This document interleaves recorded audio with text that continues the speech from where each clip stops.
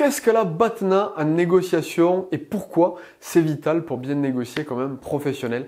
C'est ce que nous allons voir dans cette vidéo. Avant, si ça n'est pas déjà fait, cliquez ci-dessous pour vous abonner et sur la petite cloche pour recevoir une notification à chaque nouvelle publication.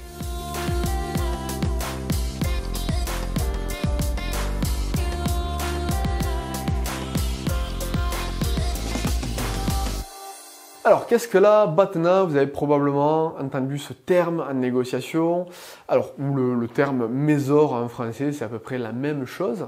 Donc, c'est un terme qui a été défini dans les années 80 par la Harvard Business School. Donc, c'est la Best Alternative to Negotiated Agreement. Donc, en gros, en français, la meilleure solution de repli en cas d'échec de la négociation. C'est la meilleure alternative si la négociation n'aboutit pas. Alors là, on rentre dans un débat. Si vous vous intéressez un petit peu à ce sujet, que vous avez déjà lu des livres, on rentre dans un débat entre ceux qui sont pour et ceux qui sont contre, tout simplement. Selon moi, il y a des bonnes choses à prendre dans les deux argumentations. Et donc vous avez notamment la méthode Harvard qui prêche pour sa paroisse et qui indique qu'il est vital d'avoir une meilleure alternative en cas d'échec. Ça confère plus de latitude, plus de confiance dans l'aboutissement de la négociation. Et vous avez d'autres interlocuteurs, comme notamment Chris Voss, qui a écrit un livre qui est très pertinent dans la négociation. Le titre, c'est « Ne coupez jamais la poire en deux », pour ceux qui veulent le lire, et qui indique tout simplement que quand on négocie des vies, pour des prises d'otages, ou quand on négocie dans des situations d'enlèvement, par exemple, malheureusement, il n'y a pas de plan B. Donc, vouloir psychologiquement s'autoriser à penser à un plan B conduit à une diminution du pourcentage d'aboutissement des négociations. Et en fin de compte, c'est la raison pour laquelle je vous dis que je ne suis pas... il y a des bons dans les deux argumentations. C'est effectivement, dans une négociation dont l'enjeu est la vie, la sienne ou d'une tierce personne, je pense que la BATNA n'est pas une bonne option. Maintenant, la bonne nouvelle, c'est que dans 99% des cas, dans toutes les négociations de votre vie, les négociations professionnelles, les négociations personnelles, que ce soit demander une augmentation de salaire, une promotion, que ça soit négocier avec un fournisseur pour augmenter la rentabilité économique d'un deal pour votre entreprise, négocier une fusion-acquisition, ou alors au niveau personnel, que ça soit négocier un accord avec votre ex-conjoint plutôt que d'aller sur un divorce brut de décoffrage, ou alors négocier un partenariat, voilà, que sais-je. Les négociations, c'est monnaie courante dans la vie de tous les jours, mais voilà, dans 99% des cas, l'enjeu n'est pas la vie. Donc, il faut dédramatiser. Donc, effectivement, le fait, là, je vais aller à l'encontre de ce que nous indique Chris Voss dans son excellent livre « Ne coupez jamais la poire en deux ». Moi, je pense effectivement que pour la majorité des acteurs commerciaux que j'ai analysés et que j'ai pu accompagner dans des négociations simples mais complexes. On parle de négociation simple, c'est une négociation qui peut se faire en un rendez-vous. Négociation complexe, négociation d'un gros deal ou négociation qui nécessite l'élaboration d'un cahier des charges, des contre-propositions, mettre plusieurs parties prenantes autour de la table. Voilà, là, à la fois simple comme complexe, mais qui n'engage pas la vie, eh bien, c'est intéressant de réfléchir à quelles sont les solutions de repli, quelles sont les meilleures alternatives. Et il y a principalement 3 avantages à élaborer une BATNA. Premièrement, la BATNA permet de dédramatiser l'enjeu. Ça veut dire que psychologiquement, ça permet de créer une soupape. Effectivement, je l'ai dit au préalable, il n'y a pas d'enjeu vital à aller au bout de la négociation. Si la négociation n'est plus profitable ou si les choses tournent mal, eh bien, vous n'avez pas une absolue nécessité d'aller au bout de la négociation. Donc déjà, voilà, ça donne du confort, vous allez être plus à l'aise, vous allez être plus serein, et vous allez donc être plus efficace. Pourquoi? Parce que si vous êtes stressé, si vous êtes obligé de négocier, eh bien, encore une fois, j'en parle régulièrement, les neurones miroirs, votre interlocuteur va le sentir. Suivant son degré de compétence et ses qualités de négociateur, il va utiliser ça contre vous, ou alors tout du moins, il va le sentir et il va vous projeter cette image, il va vous renvoyer ce stress de conduire à la négociation, donc ça sera une mauvaise négociation. Donc, quand vous avez un plan B, eh bien, vous dédramatisez l'enjeu, vous avez une porte de sortie.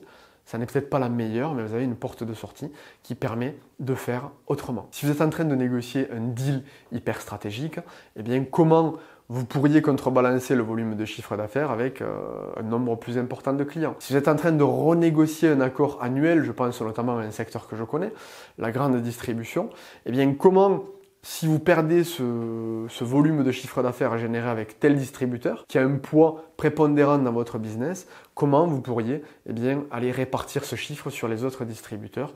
Donc voilà, négocier entre guillemets d'autres deals avec les autres distributeurs, lâcher un petit peu plus de lest avec les autres distributeurs pour compenser la perte du deal avec ce fournisseur en question.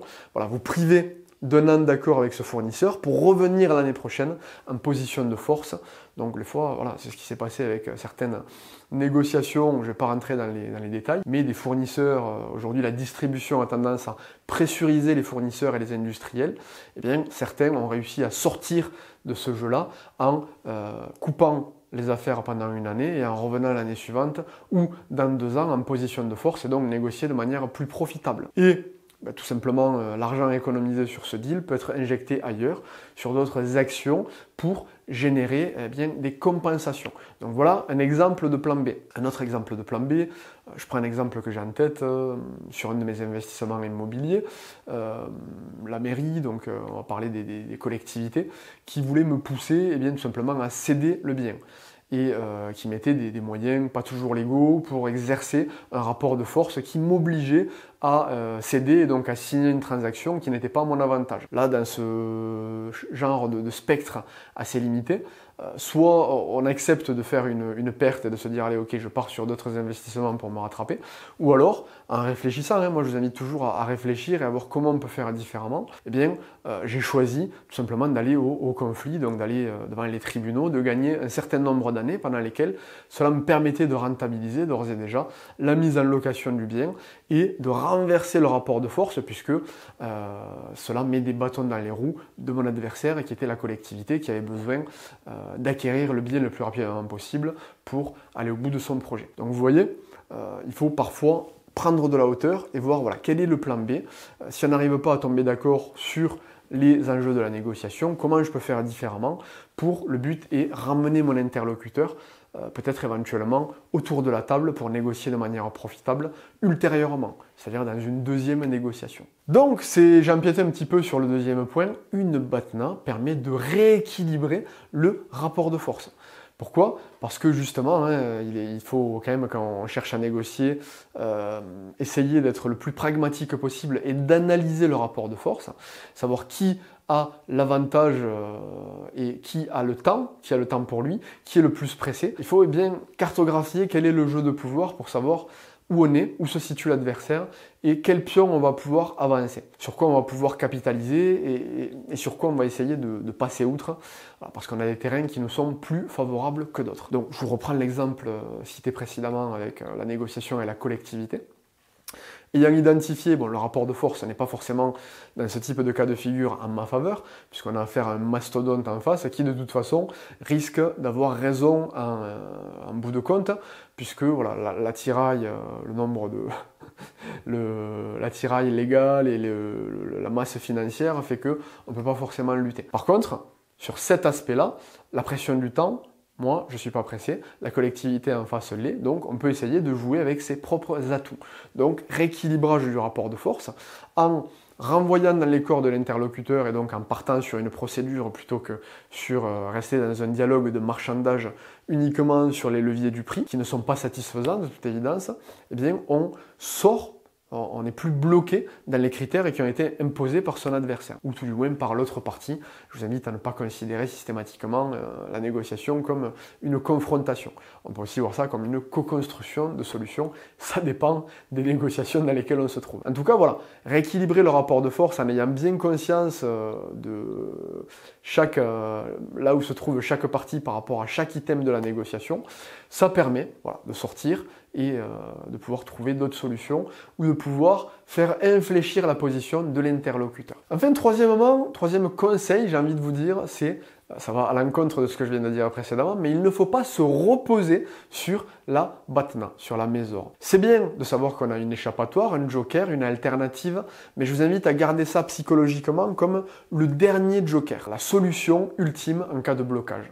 Pourquoi? Eh bien, justement parce que ça vous évitera de ne pas mener toutes les actions qui sont nécessaires et de ne pas jouer la meilleure partition possible en négociation. Et donc d'être un peu léger sur le jeu des concessions contreparties, de ne pas être assez exigeant envers vous-même, tout simplement parce que vous savez que vous avez une porte de sortie. Et c'est ce que, d'ailleurs, dans son ouvrage, ce que Chris Voss essaye d'indiquer, parce qu'il a une bonne connaissance de la négociation et de l'être humain.